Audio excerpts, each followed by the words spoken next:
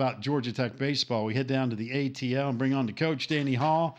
Coach, first of all, always good seeing you. Man, I am so ready for baseball. I know you guys are too. The weather feels good, at least it is up here in the Queen City, and I suspect you guys are ready to roll too. We are. We're excited to get going, Mark, and we had a great day here in Atlanta today as well. I think tomorrow may be a little different story. I think it's going to be windy and a little cold here in the ATL tomorrow, but Saturday and Sunday are good, and we're just excited to get playing, and we're kind of tired of playing inter-squad games against ourselves. So, ironically enough, we have my alma mater, Miami of Ohio, coming in. Yeah, I was going to ask you about that, Coach Hall. Entering year 30 as the skipper there at Georgia Tech, and you get to play your alma mater. Is there some added incentive this weekend? Do you get to thinking when they come to town just about the good old days when you were out on the field actually playing instead of in the dugout? Oh, absolutely. It's the first time in 30 years since I've been here that we have ever played them. When I coached at Kent State, obviously they were in the Mid-American Conference as we were. Their head coach, Danny Hayden, his family, the ballpark at Miami of Ohio is named after his family because they've been not only kind to the baseball team, but the whole athletic department at Miami of Ohio. And so it's a baseball family, the Hayden family.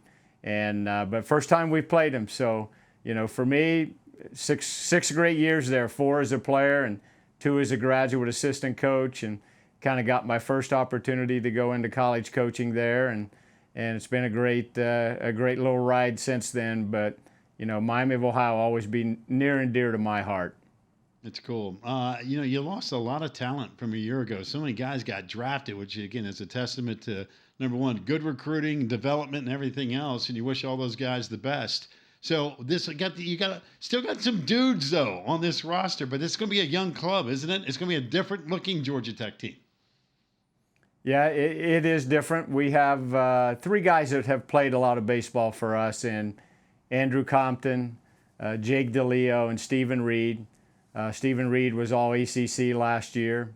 Right on cue, there's Compton. But those 3 guys are kind of the guys that have played a lot. Jaden Jackson, our shortstop, ended up winning a job last year and played very well for us down the stretch. And then it's some guys that have kind of been in the program, couple kind of grad transfers or transfers that have come in that will certainly help us, but it will probably be a little different look. The lineup we had last year, you mentioned it, 9 guys signing pro contracts. Lineup, I don't know that it can do what that team did offensively, but we pride ourselves on having good offensive clubs here, and hopefully this team will prove that they can do it.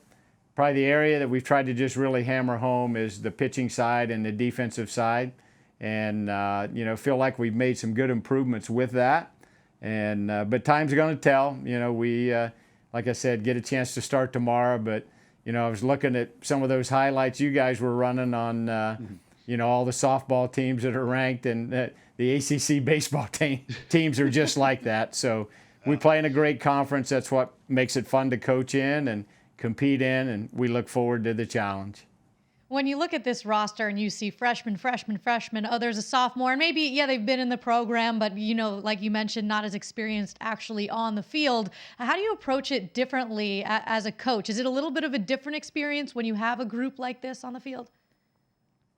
Definitely, Taylor. I feel like we're going to have to score in probably many more different ways this year than we have in the past. In the past, we could probably go 8-9 deep with some guys that could hit home runs, and so didn't have to bump much, didn't have to hit and run much. We probably didn't steal a lot, but I think we need to have all those in our toolbox, so to speak, this year. Pitching-wise, I do think we have depth, and we're going to start 3 right-handers this weekend, and really none of them have been relied upon in the past to be starters, but we feel like they're the best guys to start the weekend with in the rotation, and that's the way we're going to go. And then we've put a couple really good arms, I think, in the bullpen to try to shore that up, and hopefully it goes well. We're going to find out. I was reading a little bit and I saw where you said your junior pitcher, Dalton Smith, had the most dominant fall of any Georgia Tech pitcher. And I know he kind of has an interesting story because he's a local product from around there, Georgia kid. Last year, he was hindered by injury, so didn't play much. What about him are you going to lean into, what he can do for this Georgia Tech program this year? Yeah, he had a good fall, had a good spring. We're going to put him in the bullpen right now. We just feel like that, he's one of those guys that we can rely on in our bullpen to get some big outs for us in high leverage situations. And he's kind of done both for us. He started some, he's been in the bullpen, but we just felt like going into the year that it might be better just to stick him in the pen and try to solidify our pen. But, he's been around the program a long time, and I think you're a Florida State alum, so the Drew brothers were pretty good for Florida State, and Dalton went to Lowndes County High School down there in South Georgia, so pretty good gene pool down there for baseball players. I'd say so. Coach, Jim Poole. I remember Jim Poole, Georgia Tech, when I was at Clemson and graduated and was running the Clemson radio network, and man, Georgia Tech baseball was a problem for everybody in the league. And I remember him pitching for the Jackets. In fact, I even remember him as a San Francisco Giant in the late 90s because you know how much I love my That's Giants. Right. But pretty cool what you guys are doing to honor Jim Poole. Can you explain that to the folks at home? Yeah, and I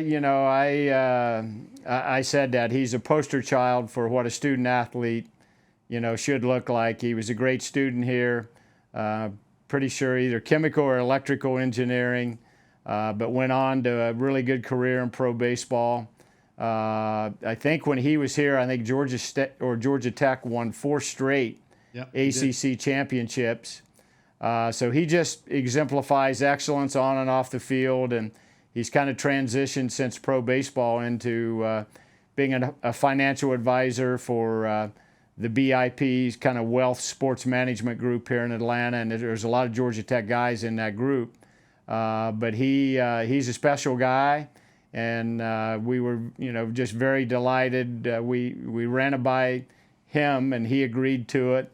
And I know the guy that's wearing it for us this year, Jack Rubenstein, our catcher, was excited to, kind of represent Jim and what Jim stands for by wearing that number this year. What about Jack Rubenstein gives him this honor to wear that 21? What do you want in that player who gets the honor of wearing that jersey on his back?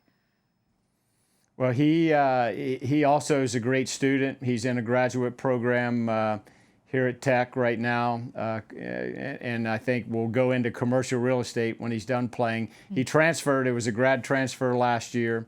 We had a catcher sign a pro contract on us last summer, and Jack was kind of planning on just moving on and starting his working life. But when we lost that catcher, we went to him, and he agreed to come back. So he just turned 24. And we have Matt Wieters as a student coach. So Matt caught in the big leagues, obviously, for a long time. So Matt kind of kidded him the other day. It was his birthday a couple days ago. And he goes, when I was 23, I was playing in the big leagues. And but Jack just exemplifies everything Jim does. Great student, hard worker, overachiever. And he's really one of the leaders of our team. Coach, you've won 2 of the last 3 coastal divisions. You'd already talked about all these teams that are ranked. I mean, the conference is just ridiculously loaded.